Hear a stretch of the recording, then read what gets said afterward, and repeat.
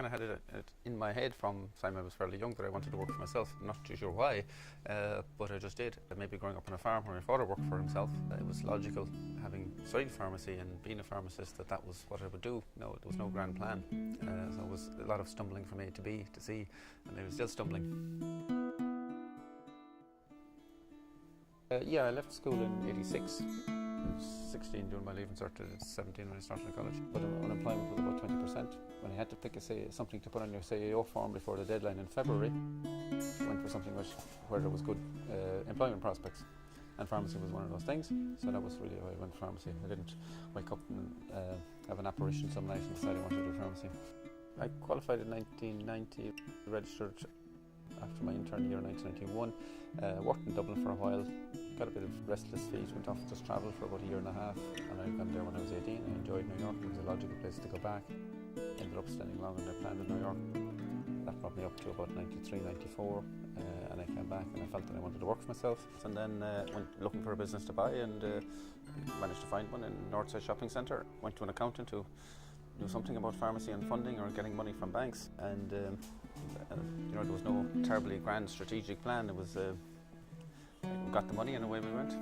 Without realising it, we were coming into a more favourable time because interest rates had come down, but we were still borrowing 8.75%. Generally, the economy, environment helps. Good look helps, like Napoleon would tell you. Opens up opportunities for people, full stop. And economic growth opens up opportunities in healthcare without even realising it. Something I didn't realise until years later.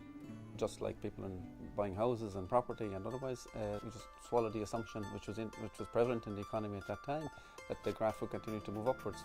One of the features of the crash was that there was no business that was immune from the risk of that. Very good businesses and very good business people lost their businesses. Everybody in the economy, to a greater or lesser extent, has scars on their back from who were coming into the recession, and we're no different.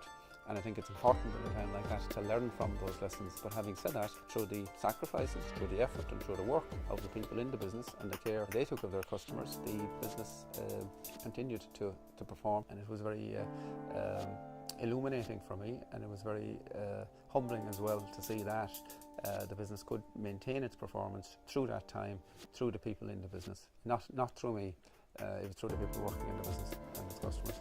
You're only a couple of months or a couple of quarters or a couple of years away from any crash at any time, and one of the things which I think we're well placed to do, being a privately held family business, is to think in the long term. Now, we're not subject to the vagaries of the public market, we're not subject to whims and fashions. We are now 20 years in business, which has gone in the blink of an eye, but we think in terms of 5, 10, 15, 20 years, and some of the changes we're making in the business around investing in people, starting to invest again in refurbishing premises, and that is one of the lessons. It is not a fashion business, it's not a business that goes in and out of whims, it is a long-term business.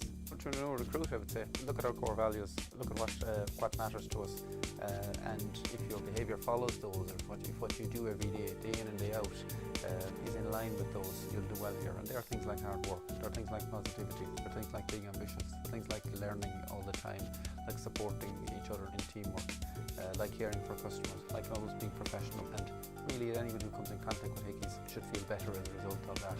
And that applies to our team as well as to your colleagues in the team, as well as it does to customers. There's an expression that culture eats strategy for breakfast. All the formal skills in the world don't matter if the culture isn't right. And it's very difficult to get, very difficult to define, but you kind of sense it. You sense the culture in a store, you sense the culture in an organisation, you sense the culture in any organisation when you go into it. The biggest challenge really, and the biggest challenge I and the business face, is to move it on to another stage. That you need to close a page on a chapter and move on to the next chapter. The last chapter, if you like, was the period since 2009 when every business was challenged. The next chapter is to throw off those shackles and to put our best foot forward for growth, at the same time realising that the future isn't going to be a repeat of the past. That involves change, it involves doing things differently.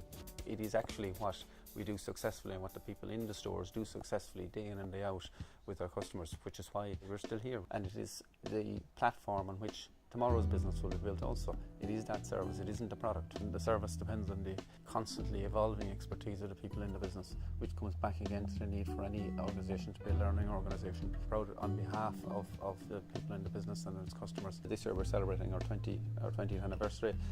It means a lot to us. Hopefully it means a lot to our customers. And our customers and our staff are the pillars upon which our business has been built. They are the pillars upon which we'll continue to be built for the next 20 and 30 years. A big thank you from me personally to both staff and customers, and here's looking forward to the next 20-30 years.